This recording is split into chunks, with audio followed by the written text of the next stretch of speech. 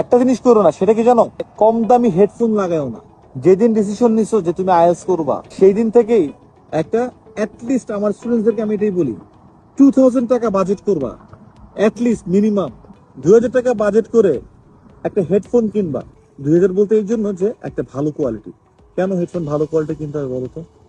যখন আমরা একটা চাইনিজ জিনিস মাথায় লাগাই, কানে লাগাই, এটা থেকে বাজে ফ্রিকোয়েন্সি হয় যেটা আমাদের মাথা ধরায় দেয়। 1 নাম্বার। 2 নাম্বার হচ্ছে কানের ক্ষতি করে ফ্রিকোয়েন্সিটা। দুইটাই খুব ডেঞ্জারাস জিনিস। এবং এটা আমার লংজিবিলিটি কমায়। লংজিবিলিটি মানে আমি যে লম্বা সময় ধরে লিসনিং করবো সেটা আমি আর পারি না, কারণ এটা আমার ব্রেনকে টায়ার্ড করে দেয়। আমার এই জন্য হেডফোন থাকবে। কারণ কি, লিসনিং আবার এমনই একটা জায়গা যেটার মাধ্যমে আমরা লিসনিং এর মাধ্যমে আমরা স্পিকিং ডেভেলপ হতে পারে, এই লিসনিং এর মধ্যে আমার রাইটিং ডেভেলপ হতে পারে, এই লিসনিং এর মধ্যে reading to some extent develop হয়। এবং এটা ভেরি ইজি। চুপচাপ বসে আছে, লিসনিং করতেছি, শুনতেছি, পড়তে হচ্ছে না কষ্ট করে, লিখতে হচ্ছে না, বলতে হচ্ছে না।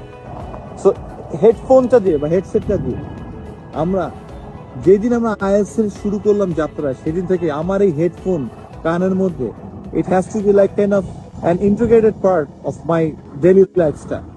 এভরিডে আমি যাই করি আর নাই করি, যাই কোথায় যাই, যেখানে যাই না কেন, আমার এই হেডফোনটা যিনি আমার সাথে থাকে। আমি বাসে আছি, আমি লিসনিং করতেছি, আমি অফিসে গেছি, আমি লিসনিং করতেছি।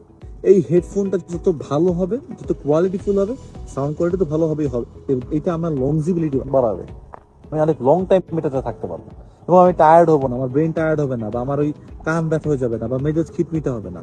এই জায়গাটার জন্য আমি বলি অলওয়েজ হেডফোনটা নেই।